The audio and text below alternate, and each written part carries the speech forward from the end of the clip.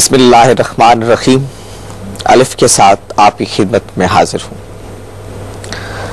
روزہ فرض ہے اور روزہ عبادت بھی ہے. یہ خبر ہمیں اللہ کے رسول محمد صلی اللہ علیہ وسلم کی معرفت سے ملی. دین میں خبر کی اہمیت بہت عام ہے. اگر کوئی چیز اللہ کے رسول کی خبر سے ہم تک نہیں پہنچی، آپ کے توسط سے ہم تک نہیں پہنچی، تو اس کے دین ہونے کے بارے میں ہم شک و شبہ میں مبتلا ہو جائیں گے اور اس کو دین کی حیثیت میں قبول کرنے میں ہمیں تعامل ہوگا. یہ سلسلہ گفتگو جاری تھا پچھلے پروگرام میں، اور ہم چاہیں گے کہ اسی بات کو مزید آگے بڑھائیں اور اللہ تعالیٰ کی معرفت اور عبادت کے حوالے سے اٹھنے والے سوالات کو اس خبر کے پہلو سے مزید نمایاں کریں. اپنے شرکاء کے ساتھ تشریف رکھتے ہیں جناب جاوید احمد صاحب غامدی اور جناب احمد جاوید صاحب عثمانی. جاوید صاحب، ہم بات کر رہے تھے جب عبادت اور معرفت کی، تو ہم یہاں پر پہنچے تھے کہ خبر کی اہمیت ہوتی ہے اصل میں دین کے اندر، اور خبر تک پہنچنے کا واحد مستند ذریعہ پیغمبر کی ذات ہے. اس لیے اس سے کوئی بے نیازی کے تصور کے تحت دین تک رسائی کی کوئی شکل نہیں ہوتی. اگر یہ مقدمہ درست ہے تو پھر یہ کشف اور الہام کی جو شکل ہے، اس کی دینی حیثیت کیا ہوتی ہے؟ دیکھیے جی، بات یہ ہے کہ کشف اور الہام تو ایک عالمگیر حقیقت ہے. یعنی اس کائنات میں اللہ تعالیٰ کی جتنی مخلوقات ہیں ان سب پر وہ الہام فرماتا ہے. قرآن مجید میں تو شہد کی مکھی کے لیے بھی الہام اور وحی کی تعبیر اختیار کی گئی ہے. فطری الہام کا بھی قرآن میں ذکر ہے. جیسے ہر انسان کے بارے میں یہ کہا ہے کہ وَنَفْسٍ وَمَا سَوَّاهَا فَأَلْهَمَهَا فُجُورَهَا وَتَقْوَاهَا، یعنی ہمارے اندر خیر و شر کا شعور بھی اللہ تعالیٰ نے الہام فرمایا ہے. تو اس لیے یہ تو ایک عالمگیر حقیقت ہے. اس کے ذریعے سے عالم کے پروردگار نے ہمیں بہت سی چیزوں کا شعور دیا ہے، بہت سی چیزیں ہمارے وجدان میں رکھی ہیں، اور پھر جس کو قرآن کہتا ہے کہ تقدیر اور ہدایت کا ایک پورا سلسلہ ہے، ظاہر ہے کہ وہ خدائی الہام ہی پر مبنی ہے. یہ بات بھی قرآن مجید سے معلوم ہوتی ہے کہ انسان جب جدوجہد کرتا ہے، تگودو کرتا ہے، تو بعض اوقات اللہ تعالیٰ یہ مناسب محسوس کرتے ہیں کہ اس کی براہ راست رہنمائی کر دیں. اس رہنمائی کی کئی صورتیں رہی ہیں، اور انبیاء کے علاوہ بھی بہت سی ایسی صورتیں ہیں جو قرآن مجید سے بھی اشارات سے معلوم ہوتا ہے، قدیم الہامی صاحب سے بھی معلوم ہوتا ہے کہ اللہ تعالیٰ نے اختیار فرمائی ہیں. جیسے مثال کے طور پر عالم رویا میں بعض حقائق کے بارے میں باخبر کر دینا. سیدنا یوسف کا خواب قرآن میں بیان ہوا ہے، بادشاہ کے خواب قرآن میں بیان ہوئے ہیں. قرآن مجید نے جس طرح ان کو بیان کیا ہے اس سے یہ صاف معلوم ہوتا ہے کہ یہ ایک نوعیت کا الہام تھا جس کے لیے رویا کا طریقہ اختیار کیا گیا. یعنی اللہ تعالیٰ نے مستقبل کے بارے میں وہ خبر دے دی. سیدنا یوسف علیہ السلام کے خواب کو بھی آپ دیکھیے کہ وہ مستقبل میں واقع ہونے والی ایک حقیقت کا بیان تھا، لیکن تمثیل کے اس جیسے میں جو جاننا چاہتا ہوں وہ یہ ہے کہ وہ وہی جس پر ہدایت پر دار و مدار ہے اور جس کے نتیجے میں ہم حق تک پہنچتے ہیں، اس کو اس باقی وحی کی اور الہام کی شکلوں سے ہم کیسے الگ کریں گے؟ جی، میں وہی عرض کرنے والا تھا کہ یہ جو کشف اور الہام کی صورتیں ہیں یہ تو عالمگیر ہیں، ہمیشہ سے رہی ہیں اور یہ رہیں گی جب تک دنیا قائم رہے گی. اس کا تعلق ایمان اور اسلام سے بھی نہیں ہے. یہ اللہ تعالیٰ کی طرف سے ایک فیضان ہے جو کافر و مومن سب کو اپنے اپنے درجے کے لحاظ سے ہوتا رہتا ہے. وہ وہی جس کے ذریعے سے اللہ تعالیٰ نے اپنی ہدایت انسانوں کو دی.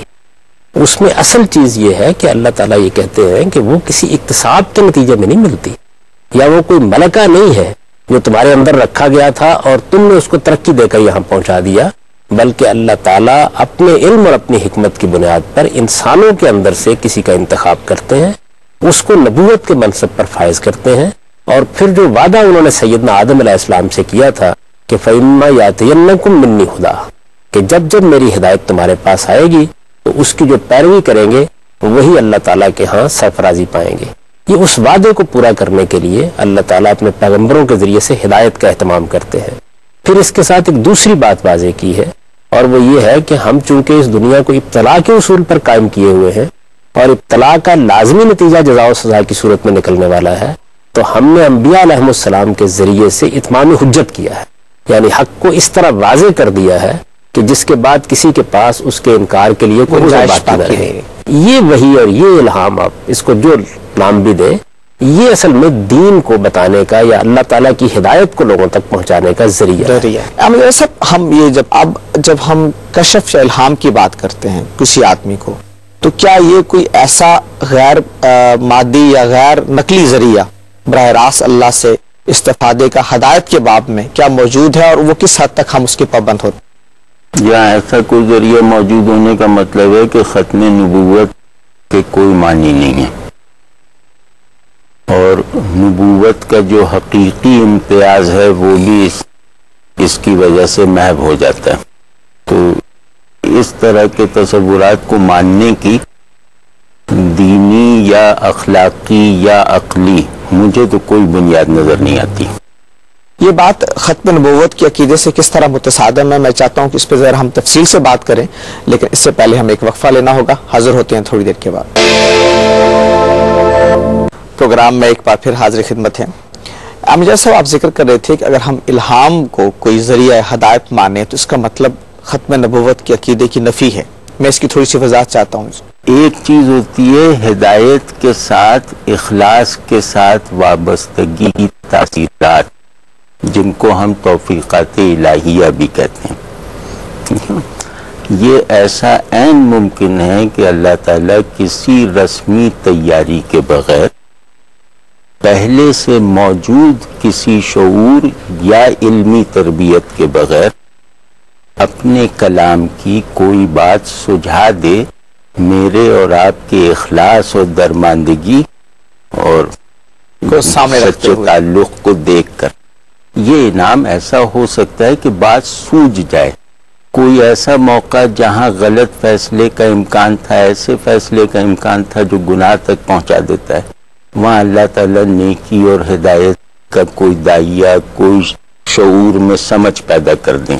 لیکن اس کشف کا یا الہام کا تعلق تو اس فرد کے ساتھ ہوگا نا؟ ہاں، انفرادی ہے یہ کشف اور الہام۔ خیر جو لوگ مانتے بھی ہیں نا، وہ اس کی حجت کو اپنے ہی لیے مانتے ہیں، اور ان کے لیے بھی یہ ایک علمی تجربہ ہے، علمی حصول نہیں ہے۔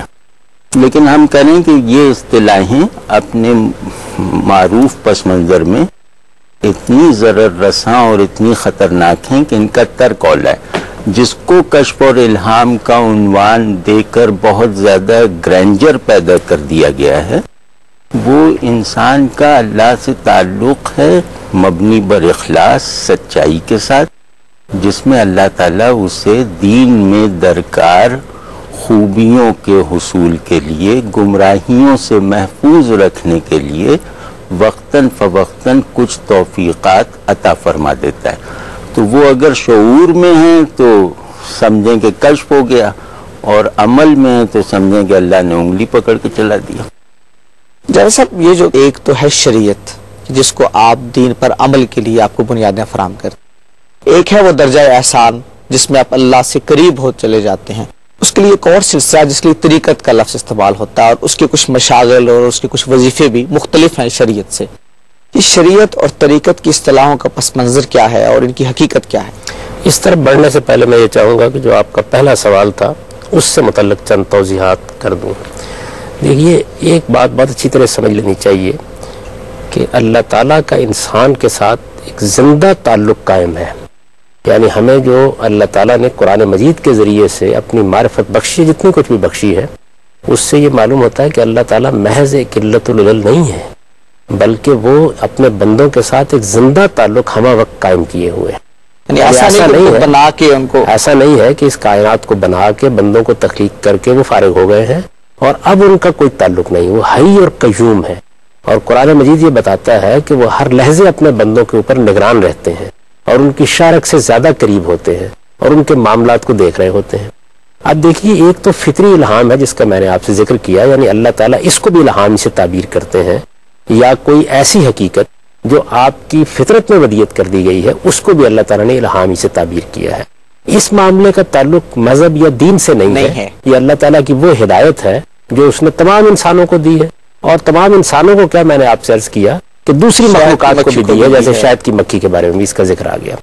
ایک دوسرا حصہ اس کا وہ ہے کہ جہاں اللہ پروردگار عالم کسی موقع پر کسی بندے کو کسی چیز پر مطلع کرتے ہیں، میں نے آپ سے عرض کیا کہ اس کے بھی شواہد موجود ہیں کہ ایسا ہوتا رہا ہے، اور یہ جس طرح کہ میں نے عرض کیا سورہ یوسف سے معلوم ہوتا ہے کہ زیادہ تر عالم رویا میں ہوتا ہے، یعنی اس کے لیے جو اللہ تعالیٰ طریقہ اختیار کرتے ہیں وہ یہ ہے کہ خواب کے عالم میں بعض چیزوں کی طرف رہنمائی دے دی۔ آپ اس چیز کے منکر تو نہیں ہو سکتے نا کہ سیدنا یوسف کو مستقبل میں ہونے والے ایک واقعے کے بارے میں مطلع کیا گیا، اس وقت وہ نبوت کے منصب پر ابھی فائز نہیں ہوئے تھے، چلیے ان کو چھوڑ دیجئے، بادشاہ کو جو خواب آیا وہ بھی تو قرآن مجید میں بیان ہوا ہے، اس میں بھی آنے والے ایک واقعے کے بارے میں ان کو کوئی علم یا اطلاع دی گئی۔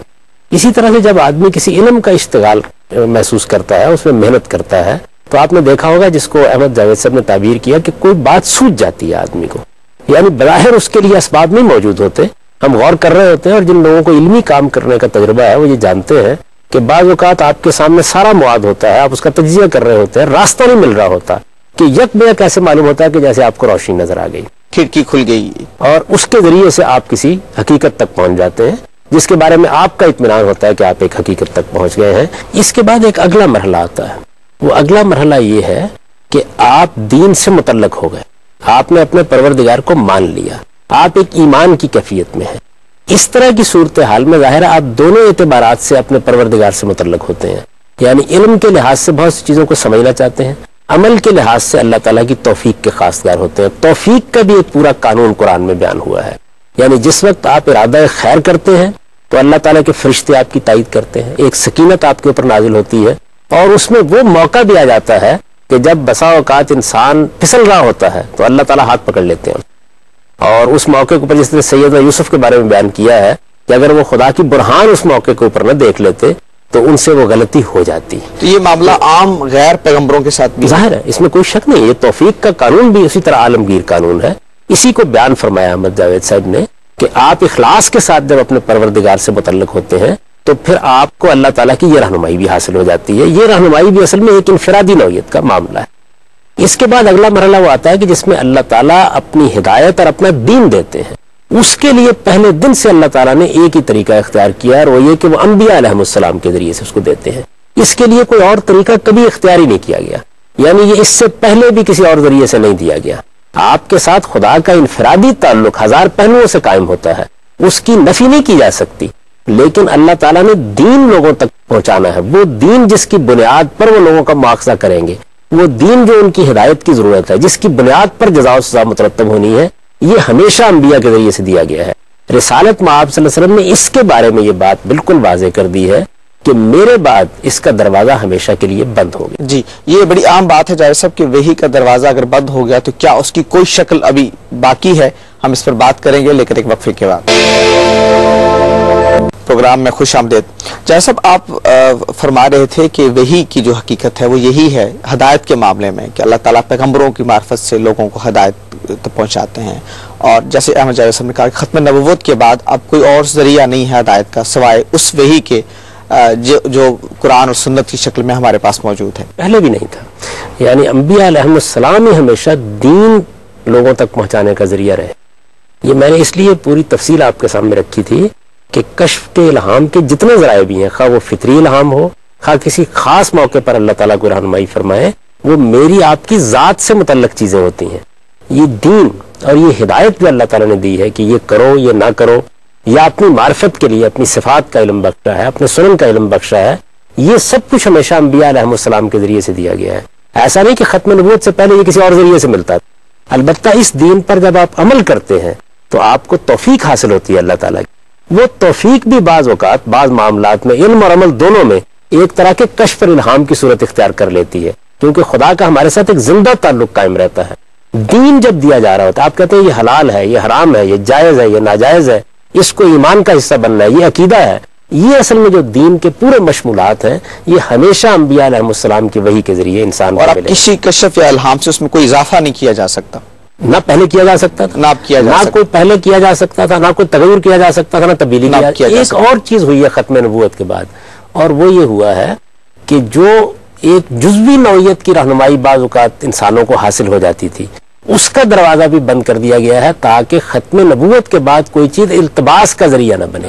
اس کو رسالت میں آپ صلی اللہ علیہ وسلم نے یہ بیان کیا ہے کہ میرے بعد اب ہر طرح کے اللہ تعالیٰ کے ساتھ اس نوعیت کے تعلق کا خاتمہ کر دیا گیا ہے، اور اس کی وجہ آپ نے یہ بتائی ہے کہ چونکہ مجھ پر نبوت ختم کر دی گئی ہے، گویا نبوت اپنی حقیقت کے اعتبار سے ختم کی گئی ہے تاکہ کسی قسم کا التباس پیدا نہ ہونے پائے. البتہ یہ بات آپ نے کہی کہ ایک چیز اب بھی باقی ہے، اور وہ یہ کہ کسی موقع پر اللہ تعالیٰ کسی کو کوئی اچھا خواب دکھا دے. اسی روایت میں بیان ہوا ہے نا، لم یبق من النبوت الا المبشرات، یعنی حضور نے فرمایا کہ نبوت میں صرف مبشرات باقی رہ گئے ہیں. صحابہ نے کہا مل مبشرات، یہ کیا چیز ہے؟ آپ نے فرمایا رویا الرجل الصالح، کسی نیک آدمی کو، صالح آدمی کو اللہ تعالیٰ خواب کے ذریعے سے کوئی ہدایت دے دے. اب ظاہر ہے کہ یہ ہدایت بھی بالکل ایک جزوی نوعیت کی توفیق ہوگی، یا کسی معاملے میں باخبر کر دیا جائے گا، یا آپ کسی دوراہے پر کھڑے ہوں گے اور وہاں آپ کو راستہ دکھا دیا جائے گا. احمد جاوید صاحب، یہ جو دو طریقے ہمارے ہاں رائج ہیں کہ جب آپ اللہ تعالیٰ تک پہنچنا چاہتے ہیں تو کہ احسان کا درجہ ہے، اس کے لیے ایک طریقت کا طریقہ رائج ہے، اور اگر آپ عام مسلمان کی زندگی گزارنا چاہتے ہیں تو شریعت کا. اس کا ماخذ کیا ہے اس بات کا، اور اس کی حقیقت کیا ہے؟ اچھا، یہ تقسیم غالباً اتنے قطعی انداز سے جو ہے نا، اتنے قطعی انداز سے معیاری حالت میں موجود نہیں ہے، کیونکہ جن لوگوں کو اصحاب طریقت کہا جاتا ہے اور جو طریقت میں گویا دوسروں کے امام کا درجہ رکھتے ہیں، وہ سب لوگ طریقت کو شریعت کے تحت ہی رکھتے ہیں. مطلب اس میں کوئی اور استثناء نہیں ہے، مطلب کوئی دوسری مثال نہیں پیش کی جا سکتی. وہ شریعت سے اضافی چیز تو ہے نا؟ نہیں، اضافی چیز نہیں ہے، وہ ہے شریعت کی مراد پر ڈھلنے کا ایک پورا عمل. صوفیہ کا تصور یہ ہے، مطلب اس بات کو اگر ہم مثبت انداز سے بیان کریں، یا اہل طریقت جن کو کہا جائے معروف معنی میں، ان کا تصور یہ ہے کہ اللہ تعالیٰ کا کوئی حکم بھی صرف عملی شکل میں تعمیل سے پورا نہیں ہو جاتا. اللہ کا ہر حکم اس حکم میں چھپی ہوئی مراد پر ڈھلے بغیر مکمل نہیں ہوگا. یعنی وہ اللہ کا حکم ہے جو میرا خالق ہے، میرا مالک ہے، تو نماز پڑھو، یہ ایک حکم ہے، تو نماز پڑھ لینے سے یہ حکم گویا اپنی ایک فطری مراد کو پہنچ نہیں گیا تعمیل کے درجے میں، جب تک کہ میں اپنے آپ کو نمازی بنا نہ لوں. ٹھیک ہے نا؟ نماز پڑھنا ایک الگ درجہ ہے، نمازی بن جانا دوسرا درجہ ہے. تو شریعت میں ایسا رسوخ پیدا کرنا کہ شریعت گویا میرے لیے ایک طرز زندگی بن جائے، میری افتاد تباہ اور میری تمام جو ذہنی ساخت ہے وہ شریعت کے مقاصد میں ڈھل کے رہ جائے. یعنی شریعت کو میں اپنی تشکیل کا واحد سانچہ بنا کر دکھا دوں. آپ کا خیال یہ ہے کہ طریقت سے مراد شریعت پر احسن انداز میں عمل کرنا ہے؟ احسن انداز میں اس طرح عمل کرنا کہ وہ عمل گویا میری کنڈیشننگ کر دے. ٹھیک ہے نا؟ ایک ہے عمل کر کے اس سے نکل آنا، ایک ہے کہ عمل اس طرح کرنا کہ وہ عمل کرنے والے کی ایک سائیکک کنڈیشننگ ہو جائے. ٹھیک ہے نا؟ تو یہ مطلب میں سمجھتا ہوں کہ یہ جہاں بھی آپ اس کا کوئی معیاری بیان دیکھیں گے تو اصطلاحات کے فرق کے ساتھ مطلب یہ نکلے گا عموماً. دوسرا یہ کہ یہ ٹھیک ہے کہ اس میں ان کے سامنے ایک مسئلہ پیش آتا ہے جو کوئی بھی، آپ بھی جائیں گے، میں بھی جاؤں گا، مجھے اور آپ کو بھی پیش آئے گا، کہ نفس میں شریعت کی قوت تزکیہ کو، یعنی شریعت کے تزکیے کی تاثیر قبول کرنے کے لیے کچھ تیاری کی ضرورت ہوتی ہے. نفس کو تزکیے کے لیے کوالیفائی کرنا پڑتا ہے. مطلب اس تصور کے مطابق وہ جو تیاری ہے وہ کیا چیز ہے، اس پہ ہم چاہیں گے کہ تفصیل سے بات کریں، چونکہ آج کے پروگرام کا وقت ختم ہو رہا ہے، اس لیے تزکیہ نفس کی اس بحث کو